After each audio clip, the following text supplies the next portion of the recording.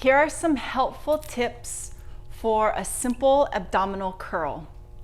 These tips are just little details that allow you to execute your curl a little more effectively and that you don't cause any unnecessary strain on the body. You're getting the work into all the right places without creating anything that you don't want to have.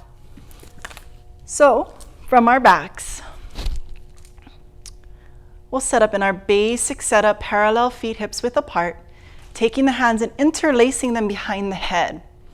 Now, I always like to encourage that the fingers fully interlace so that you have a proper hammock for your head. That way your hands aren't there just for decoration and that you've got the support.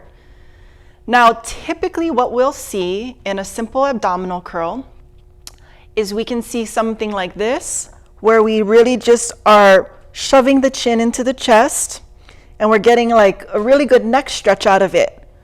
But really, not too much is happening here. This is where we want the work to happen.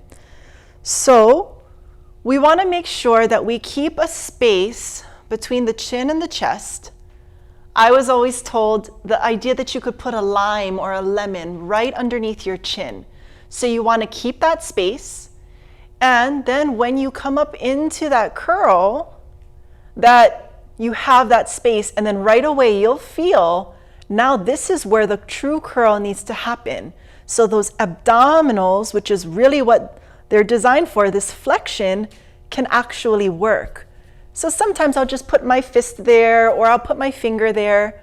But over time, you get really good at understanding the proper setup. If you're seeing your chest, you know your head's not in a good position. And on the flip side of that, if you're seeing the ceiling back there, you know you're overarching your neck here. So you'll learn to find that proper position, and the eyes definitely do help. So if I'm looking somewhere out there on my diagonal, chances are my head's going to be in a pretty good position. So that's one thing we want to keep track of, is how the neck and the head are responding in the curl. So sometimes it's not the neck and the head's fault, but it's the hands' fault. The hands are just working so hard to try to help you. So the hands will shove the head forward. So my rule of thumb is to always just sort of keep a nice natural frame with your arms. Let your head rest into your hands. Yeah, so the hands are never pushing the head. The other thing I'll say about the upper body is that if the elbows are forcing themselves to be so wide open, it starts to create strain. And then the position in the upper body is not ideal. So we want to close up the elbows a little bit so where your ribs can get a little bit more of that dropping in and down. Likewise, if we squish our face with our elbows, we start to get really tense there. So you want to find that perfect frame for you where the elbows should go. And that becomes sort of like a chain of things, so that your arm position allows your neck and head position to be better. That then allows for the abdominal work to be a little bit more real. So we've got that figured out, what's going on with the neck and the head and with the arms. So sometimes what I'll see is I'll see a pretty beautiful curl. Yeah, everything's looking gorgeous up here, but then I'll see that a person is just resting on their shoulder blades. They're just sort of resting there. And that's not a problem, but the idea would be over time to really try to see if you can connect the ribs even more towards the pelvis and see that you can get a little bit more. See, I'm getting that good quiver, trying to see if you can get the shoulders a little bit more off the floor instead of just resting on them. Because you can see if I rest on my shoulders, it might tempt my ribs to disengage. And then we've kind of lost the purpose of this exercise, right? So those are a couple of the things you really want to focus on in the upper body of our simple curl. Now, when we're talking about really what's going on down here, there's several schools of thought to this. Some will say that you're always going to tuck or imprint your spine when you curl. That's definitely an option. Some will say that you always have to be neutral when you curl. That is also an option. They're both valid. So it just depends on what your goals are or what your teacher's goals are in the class. So, if a teacher is not specifying, it's kind of nice to feel the whole curl happen, where you have that posterior tilt in your pelvis or your tuck, and that helps you to maybe feel like you can get better connected ribs to hips.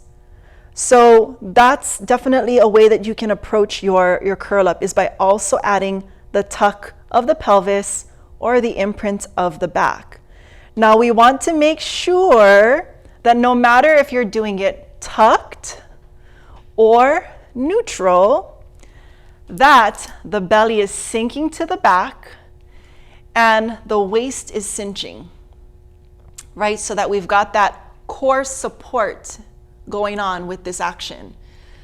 Because it's a simple action, we don't need a ton. We're not pushing something heavy. We're not lifting something heavy. It's a fairly doable, fairly gentle exercise.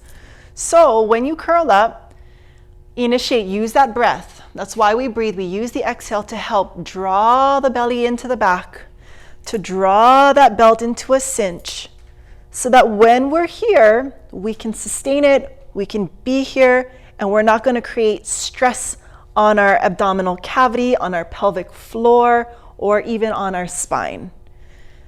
Right? So these are the important little details on a simple curl.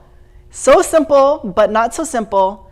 But just like a lot of our exercises, over time it becomes natural. Here you just know the placement of your neck, the placement of your arms, getting up off the shoulders, connecting the rib to the pelvis, sinking the belly to the back, cinching the belt. All of those things are just sort of coming in together. So together, let's just go through a few curls. I've got a great quiver going on today. And start to take a mental picture of all of those sensations coming together as one. When you work slowly first, you can actually keep track of all these details. And then, of course, when the time comes where we need to move a little faster, those things are right there for you. And using that breath, using those connections. Very nice. So this is how we can get even more refined and get most out of our abdominal curls, our simple curls, and anything that goes along with them, like single leg stretch, like double leg stretch, crisscross, single straight leg stretch, double straight leg stretch, you name it. So many things that are done in flexion are going to rely on the fundamentals of this exercise. So it's worth setting up your simple curls well and making sure that you have the right execution of those simple curls.